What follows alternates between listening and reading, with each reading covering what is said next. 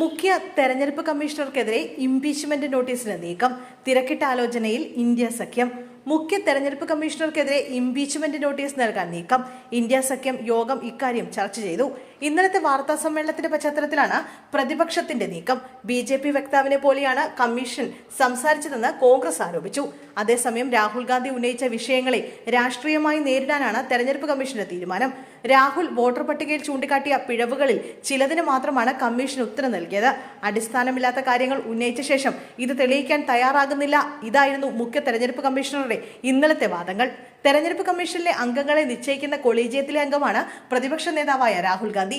ആ രാഹുൽ ഗാന്ധിക്കെതിരായ കമ്മീഷന്റെ ഈ പരസ്യ നീക്കം രാഷ്ട്രീയ തർക്കം രൂക്ഷമാക്കാൻ ഇടയാക്കും. രാഹുൽ പറഞ്ഞ പല കാര്യങ്ങളും അടിസ്ഥാനരഹിതമാണെന്ന് ചൂണ്ടിക്കാട്ടുന്ന കമ്മീഷൻ എന്നാൽ വോട്ടർ പട്ടികയിൽ പിഴവുണ്ടെന്ന് അംഗീകരിക്കുന്നു.